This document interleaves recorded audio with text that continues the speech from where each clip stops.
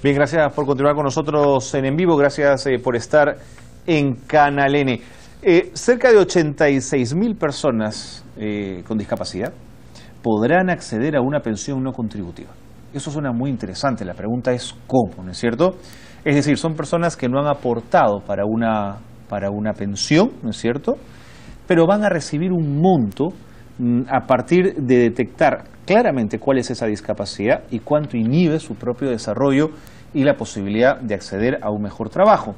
Nos acompaña Fernando Bolaños Galdós, viceministro de Poblaciones Vulnerables. ¿Cómo estás, viceministro? Bienvenido, gracias por estar con nosotros. Un gusto para mí estar aquí también en el programa. A ver, vamos en orden. Primero, antes de mirar una pensión contributiva, hay que pensar a quién se la damos. Exacto. ¿Quiénes están, y como presidente de CONADIS se lo planteo también, en la definición de persona con discapacidad que podría ser beneficiaria de esta pensión? Claro, la norma aquí es clara, es una norma del año 2012, se reglamentó en 2014 y estamos justo en todo este proceso de implementar la norma. Un punto es esto de la pensión no contributiva, que dice con toda claridad que tiene que ser para personas con discapacidad severa. Ok, ¿entendida como? Justamente esto es lo que hay que definir. Estamos definiendo y el CONADIS, que es un consejo donde están 12 sectores, entre los Ministerios de Salud, acaba de publicar una norma técnica que justamente da los elementos para poder empezar a definir quiénes son las personas con discapacidad severa, ¿no? Entonces, ¿eso ya está claro o todavía se está definiendo? No, la norma ya lo ha definido y lo que toca ahora es justamente mirar a todas las personas que se habían registrado y seguir registrando, porque lo que ha pasado en todos estos años en el registro de personas con discapacidad se ha registrado menos del 10% de las personas más o menos estimadas. De acuerdo. ¿No? ¿Cómo vas a registrar a la tantísima gente que no sabemos dónde está, Fernando? Exacto. Bueno, Salud lo que ha hecho es lo siguiente. Lo que teníamos hasta ahora era que los que registraban eran los establecimientos de salud, tanto del MINSA, de salud, otros, pero lo que hacían el registro eran las personas, lo que daban el certificado eran médicos rehabilitadores. Y lo que sucede es que en el país tenemos menos de 300 médicos rehabilitadores. ¿En todo el país? En todo el país. Claro, para esa masa es imposible. Entonces, había muchos sitios en donde se hacían campañas, a veces decía el médico rehabilitador, pero no se podía. Esta norma, por ejemplo, establece dos cosas muy interesantes. Lo primero es que va a haber, el médico rehabilitador va a hacer el certificado, pero también el especialista, es decir, un oftalmólogo puede certificar si la persona tiene discapacidad visual, un otorrino. Cada uno en su especialidad, digamos. Ya. Pero también médicos generales, eso es importante. O sea, un médico general entrenado, y va a haber un proceso de capacitación que va a hacer el Ministerio de Salud, va a poder, digamos, también otorgar este certificado de discapacidad.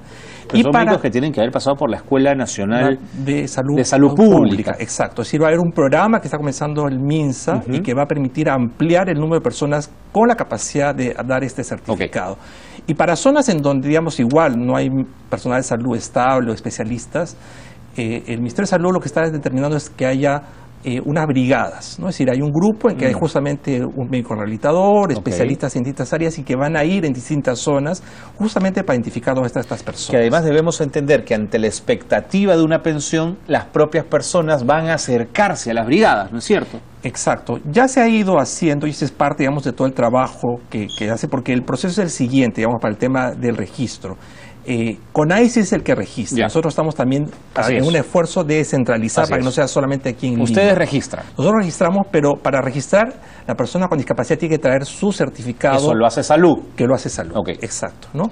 Y la pensión es un paso adelante, porque la pensión es para las personas, no todas las personas con discapacidad, sino las personas con discapacidad severa, que ya lo va a decir este certificado. Y en pobreza. Y en pobreza. Entonces ahí estamos ya trabajando con el Ministerio de Salud, con el MIDIS, que es el que tiene el sistema de focalización de hogares, para justamente ver quiénes son las personas que tendrían acceso a este tipo de beneficio. De pronto es una pregunta un poco ingenua, pero ¿por qué hay necesidad de darles esta pensión?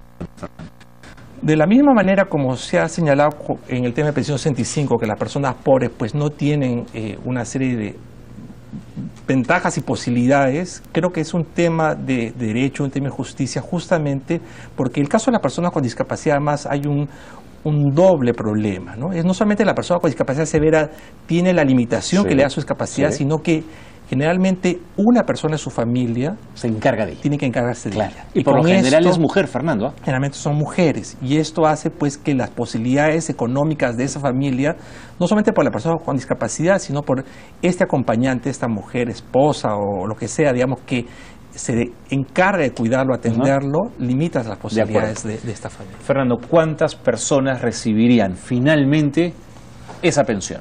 Bueno, el viceministro de Salud ha señalado alguna cifra que es la que tú has mencionado al comienzo, pero creo que justamente este esfuerzo que tenemos que hacer conjuntamente entre todos los sectores es el que va a poder determinar.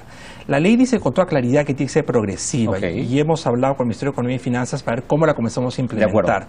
Nosotros, por ejemplo, hicimos este programa que se llama Tumbes Accesible, y allí ya sabemos con toda claridad que hay... Es un piloto, ¿no? Es un piloto. Es un piloto. Queremos hacerlo en otras regiones. ¿Qué arrojó el piloto? ¿Qué encontraron? Habían como 5.000 personas con discapacidad, de las cuales habrán unas 300 o 400 que serían un primer grupo que tendríamos que entregarles, serían las primeras que podríamos hacerlo, ¿no?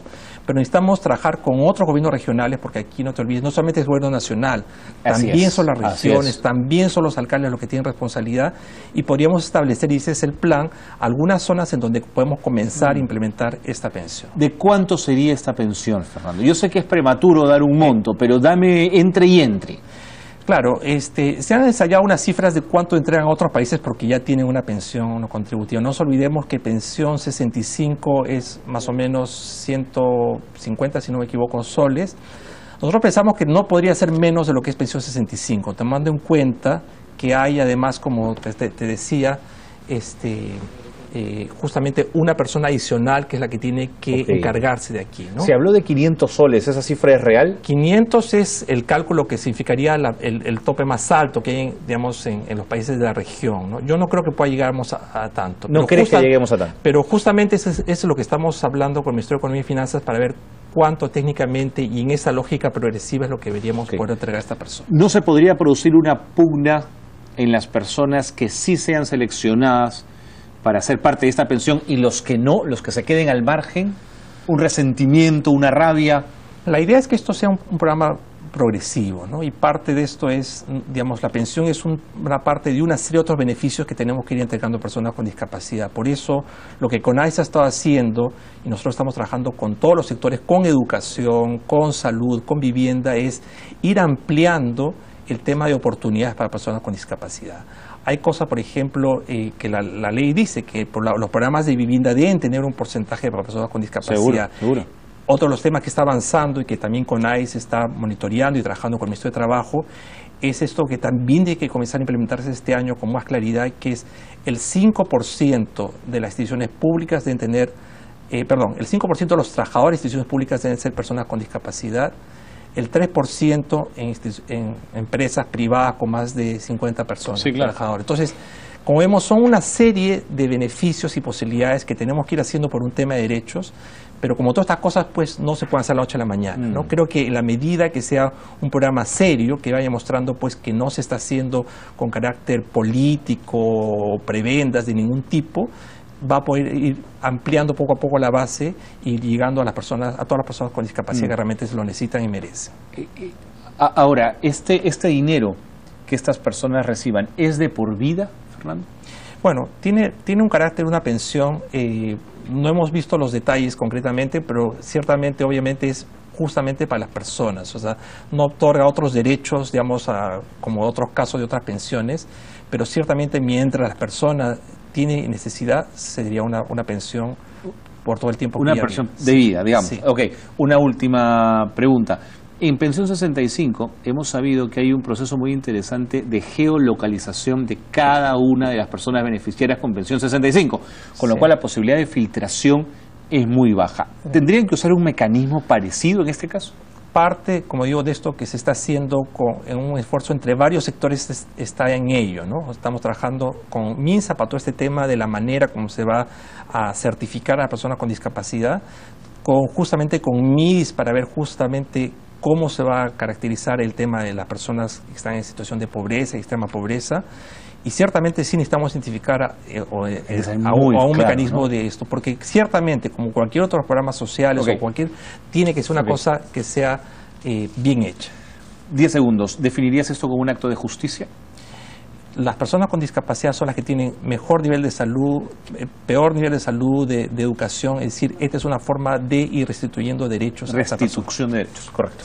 Gracias, Fernando. Muy bien, muchas gracias. Interesante verte. Además, no metido en educación, sino metido en otros. Sí, por supuesto. Se te ve más tranquilo, además. Sí. Gracias, bueno, Fernando Bolaños, por estar con muchas nosotros, gracias. viceministro de Poblaciones Vulnerables.